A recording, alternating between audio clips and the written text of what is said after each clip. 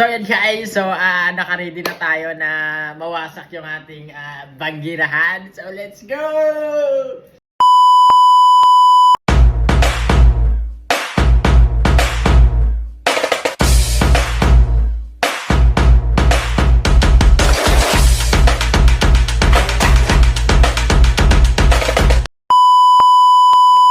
So what's up mga ka-angel? Welcome back. Omar Mike. So for this video mga ka-angel, at ayun nga po mga ka-angel, happy ako dito mga ka-angel. Alam nyo ba mga ka-angel, is darating na si My Angel dito sa Pilipinas. Ay sana all talaga mga ka-angel. Wasak na naman yung ating banggiran dito mga ka-angel.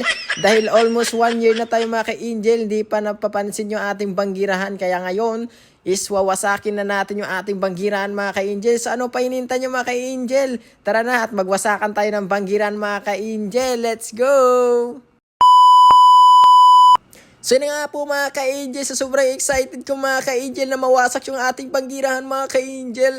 At ayun na nga po mga ka-angel, is nagsusuot na ako dito ng aking medyas mga ka-angel dahil excited na ako mga ka-angel. Tara mga ka-angel, samahan niyo po ako mga ka-angel magwasakan sa ating banggirahan. So let's go, samahan niyo ako. At sana po mga ka-idol, huwag niyo kalimutan na i-share at i-like ang ating video mga ka-idol. Kung gusto niyo magpa-shoutout mga ka-idol, mag-comment lang yun sa baba mga ka-idol. Tara, samahan niyo ako. See you in Aklan. Let's go! So yan na nga po mga ka-angel, ako'y naghihintay ng ating masasakyan papunta ng Aklan mga ka-angel. At ayun nga po mga ka-angel, smile muna mga ka-angel bago mawasak yung ating banggirahan. At syempre nandito na yung Katiklan series mga ka-angel. So sobrang excited na ako mga ka-angel na mawasak yung ating banggirahan mga ka-angel. So ano pa hinihintay nyo mga ka-angel? Let's go!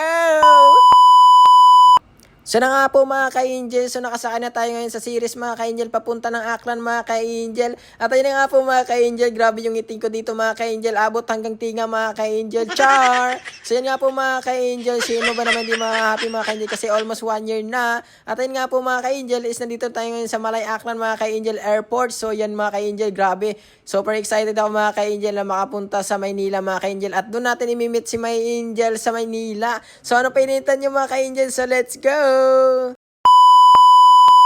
So yun na nga po mga ka-angel, nandito na tayo sa Malay Aklan mga ka-angel. So let's go, bababa na tayo mga ka-angel.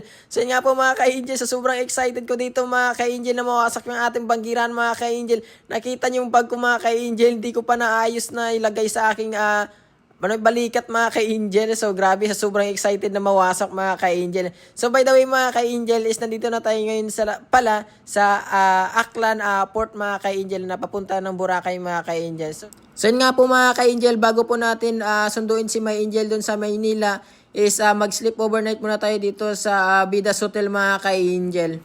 So yun nga po mga ka-angel, so dito to tayo ngayon matutulog sa Vida Hotel mga ka-angel. So binook po pala ako dito ni My Angel sa Vida Hotel mga ka-angel kasi bukas pa yung flight natin ng umaga na 8:15 AM mga ka-angel. So binook ako dito ni My Angel dahil baka malilate ako sa aking flight mga ka-angel kasi malayo kasi yung airport dito sa akin mga ka-angel, mga 3 hours biyahe bago pumunta or makarating dito sa airport mga ka-angel. Akalain mo yun mga ka-angel, Bilisan to Aklan mga ka-angel, 3 hours mga ka-angel yung biyahe.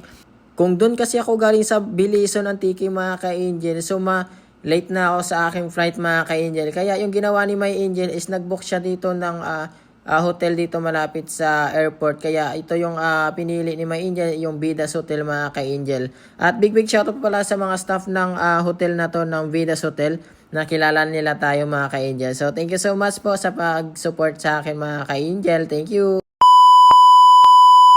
So what's up mga ka-angel? So by the way, nandito na po pala tayo ngayon sa Vidas Hotel mga ka-angel. At ayun nga mga ka-angel, itutur ko po kayo mga ka-angel kung gaano to kaganda yung kanilang room dito mga ka-angel sa Vidas Hotel mga ka-angel. So let's go!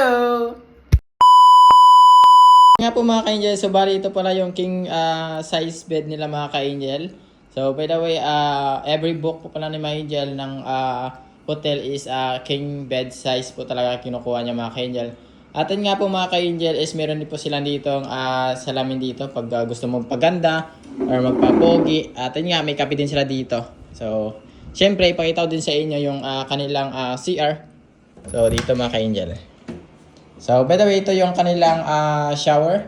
Tsaka ito yung CR nila, yung basin. At syempre gusto hilamos, Ito lang yan mga ka-angel. So, syempre, hindi mawala dito mga ka-angel yung ito, lalagyan ng mga damit. Yan, ang ganda oh. Ang linis. Ang ganda ng hotel nila dito mga ka-angel. Ang linis.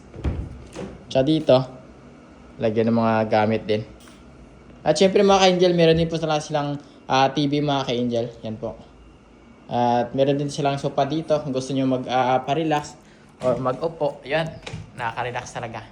So yun lang po mga ka-angel. Hanggang dito lang ating video. See you to my next vlog.